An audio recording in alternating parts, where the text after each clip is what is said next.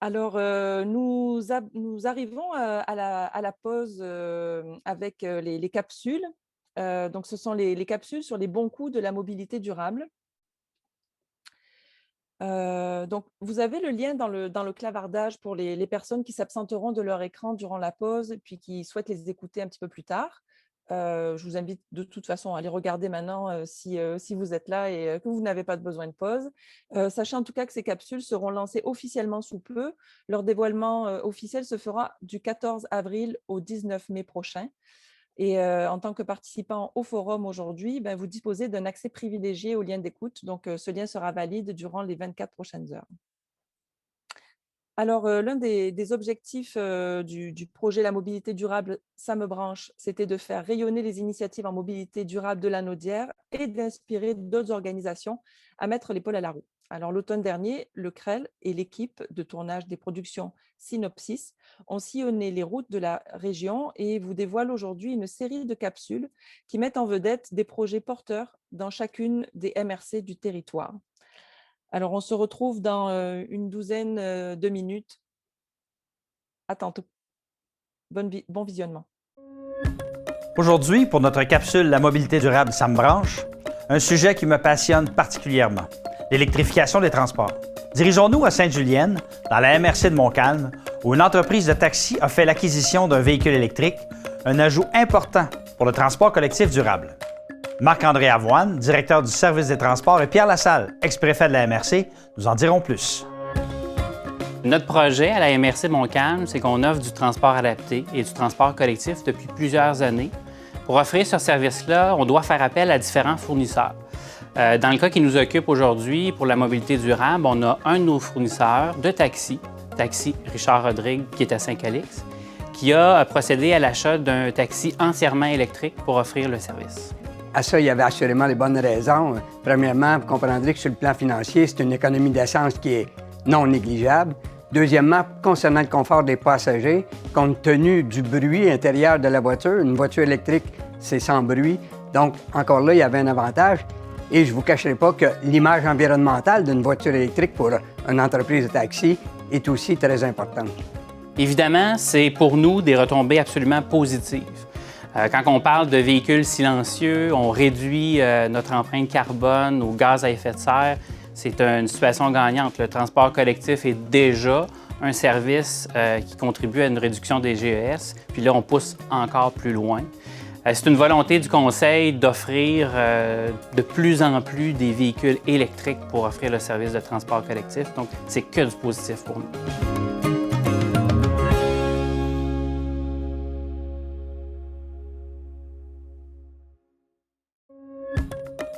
Aujourd'hui, pour notre capsule La mobilité durable, ça me branche, dirigeons-nous du côté de Joliette, dans la MRC du même nom. Cette fois-ci, c'est d'une campagne de sensibilisation aux traverses piétonnières dont il est question. Voici, sans plus tarder, la campagne Tous ensemble, priorité sécurité, présentée par son président Jean Brousseau et par Geneviève Jeté, coordonnatrice locale en police communautaire. Tous ensemble, priorité sécurité, c'est une campagne de sensibilisation pour l'ensemble des usagers de la route qui fait la lumière sur le comportement à adapter face aux traverses piétonnières. Cette campagne, certes, est une concertation qui a été faite avec un comité de travail et une volonté de changement pour un environnement plus sécuritaire. Le message, pour qu'il soit fort et porte au niveau du changement, on s'est doté d'un visuel qui est tous ensemble priorité sécurité, que les 10 villes et municipalités de la MRC ont adopté. Les grands objectifs, c'est de tenir annuellement un événement pour sensibiliser la population de la MRC sur la sécurité, sensibiliser par rapport aussi aux traverses piétonnières, tous les usagers, le comportement à adopter face à ça. Notre slogan, Tous ensemble, là, ça le dit, on était une belle équipe d'acteurs clés, de partenaires là-dedans. On avait tous le même discours. On était tous unanimes en disant que la sécurité, là, ça passe nécessairement par la sensibilisation via ce genre de campagne-là. Donc, sur le terrain, je suis certaine que dans la collectivité, là, ça a vraiment eu son effet bénéfique, son effet positif et on était fiers de notre projet. C'était une mission accomplie de notre côté.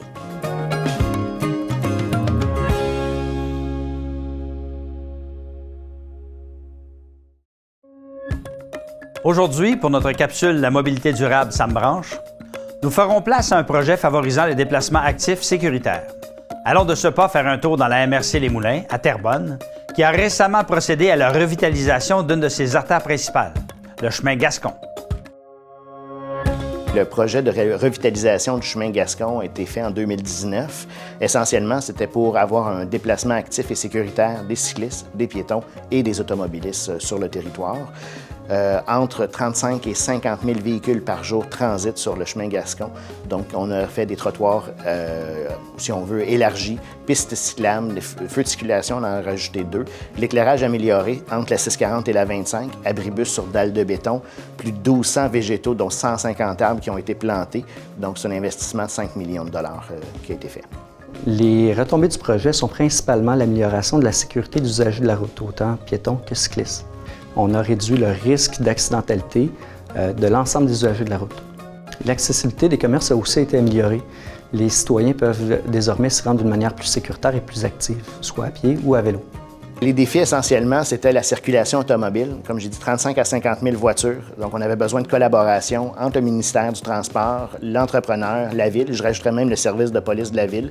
Ils se sont concertés pour avoir en tout temps l'accès au commerce. La campagne de communication qui a été faite avec les communications de la Ville pour inciter les citoyens à visiter les commerces, puis je pense que ça a été gagnant.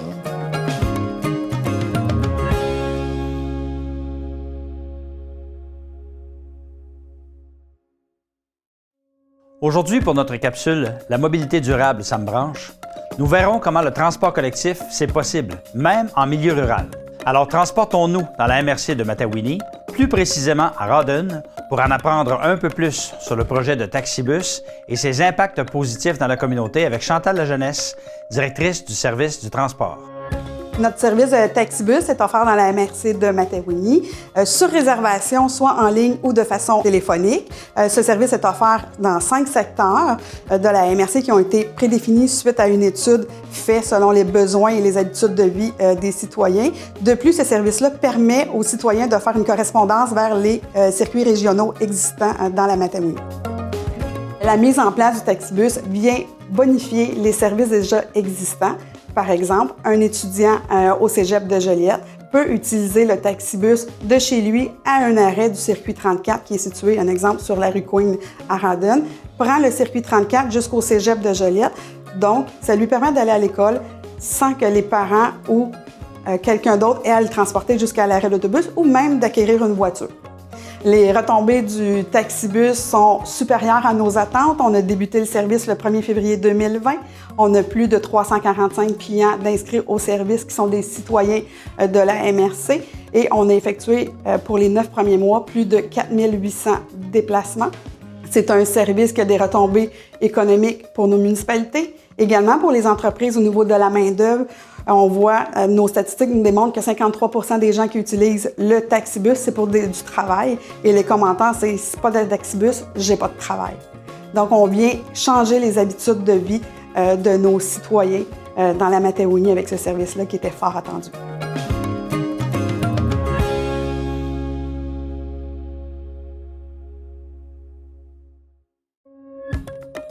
Aujourd'hui, pour notre capsule « La mobilité durable, ça me branche », allons faire un tour du côté de l'Assomption, dans la MRC du même nom, où la Ville a misé sur une stratégie gagnante pour favoriser à la fois la pratique du vélo et pour dynamiser son centre-ville.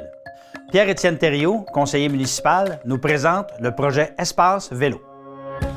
Donc, le projet d'Espace Vélo, il nous est venu, dans le fond, d'une idée de faire de l'Assomption une espèce de plaque tournante du vélo, que ce soit au niveau local ou au niveau régional, puis même provincial. On veut faire la promotion des saines habitudes de vie et du transport actif. Dans le fond, grosso modo, les espaces vélos, c'est 3 espaces de stationnement qu'on a au centre-ville qui sont bien identifiés, bien aménagés de façon sécuritaire pour accueillir les cyclistes, les amateurs de vélo du 1er mai au 1er septembre. Donc, ce qui nous a incité à la Ville de l'Assomption pour mettre en place ces espaces vélos-là, dans le fond, d'une part, pour nos propres citoyens, on veut faire la promotion du transport actif, de leur donner un accès au centre-ville, un endroit sécuritaire pour déposer les vélos, visiter nos commerçants, vivre la vie du centre-ville. Et d'autre part, pour les gens de l'extérieur, c'est de faire la promotion du cyclisme d'un jour, devenir vraiment une destination de choix pour cette activité précise-là. Donc, comme dans tout projet, il y a des défis.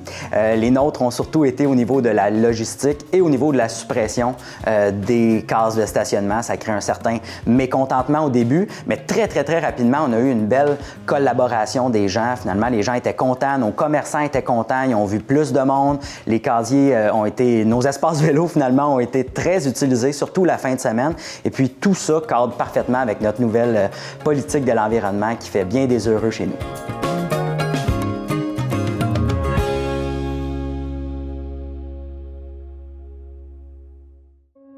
Aujourd'hui, pour notre capsule La mobilité durable, ça me branche, on va faire les choses un peu différemment. Passons du monde municipal au monde entrepreneurial avec une entreprise qui propose une panoplie d'initiatives en mobilité durable pour le bonheur de ses employés. Alors allons de ce pas à Lavaltrie, dans la MRC de Dautrey, rejoindre David Hervieux, fondateur et président-directeur général de Dévolution. Notre projet de mobilité durable était composé de 4 éléments. Il y avait premièrement des bornes électriques qu'on a installées un petit peu partout chez Dévolution. On avait commencé avec quelques bornes et puis au fur et à mesure, on en a ajouté. Ensuite, dans les débuts de nos premières rénovations, on a installé des douches pour que les gens puissent venir à pied ou en vélo ou pouvoir en même temps avoir une hygiène corporelle s'il ne fait pas beau ou s'ils décident de courir. Ensuite, on a décidé d'acheter des maisons à proximité pour permettre aux gens qui soit viennent faire un stage ou soit restent loin, puissent avoir un endroit où loger. La quatrième aussi, c'était dans le fond des trottinettes et des vélos libres pour permettre aux gens de pouvoir aller faire leur petite commission ou juste se promener dans les heures de repos afin de changer un petit peu d'air. Chez Dévolution, la plus grosse retombée du projet de mobilité durable, c'est vraiment la satisfaction des employés qui ont vu qu'on prenait à cœur leurs demandes et le respect de l'environnement aussi. C'est quelque chose qui est très important pour tout le monde. Puis de montrer qu'on est à l'écoute de leurs besoins, c'est vraiment intéressant pour la rétention, pour profiter en même temps des bénéfices de la borne électrique, des voitures électriques. C'est vraiment une composante de premier plan pour eux autres.